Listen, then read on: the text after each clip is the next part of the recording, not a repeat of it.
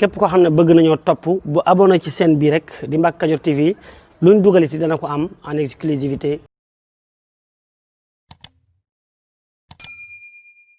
Cheikh Moustapha andi Touba sëñ bi doy na ko ndam ndekete yoo andi googe ndam ya day soga door.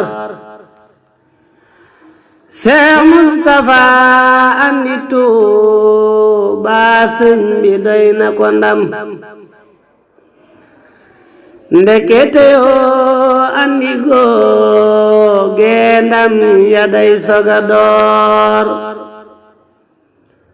Cheikh Moustapha taxawal raay bi doyaat sa ki ndam Cheikh Moustapha mi ko juyoog moom danga mata dóor. Cheikh Moustapha taxawal raay bi doyaat sa ki ndam Cheikh Moustapha mi ku juyoog moom danga mata dóor.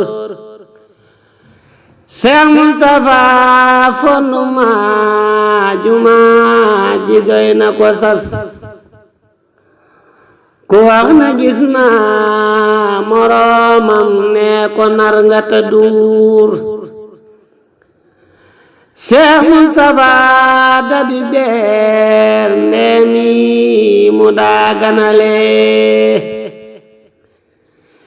te booba ko gis dana ngeej am caxat wala nduur. Cheikh Moustapha rakki boppam yi mu jël di fi leen def leeni kàngam musal leen nag ci diil ak i dóor. Cheikh Moustapha ba fi ngem mboog mu bisaa ko xewe cerey ngëmbam jë dadaa doy muy may sabadoor.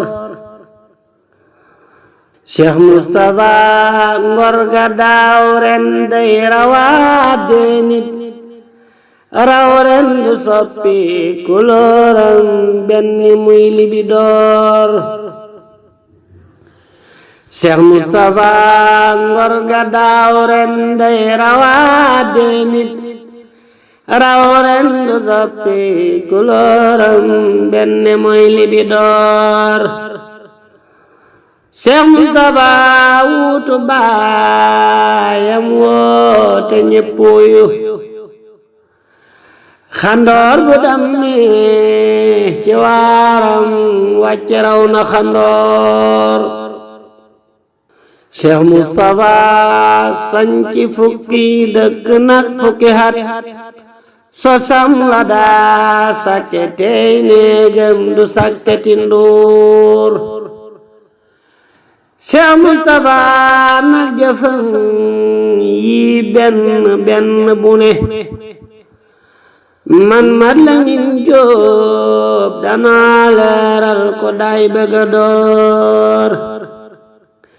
Cheikh Moustapha nag jëfam yi benn benn bu ne man mat Lamin Jóob danaa leeral ko day bëgga door.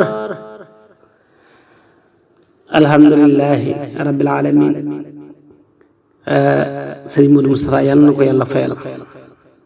kon abyaat yi a Cheikh Mouhamadul Amin Diop Samba Aminta moo ko def mu jëm ci a Cheikh Mouhamadul Moustapha.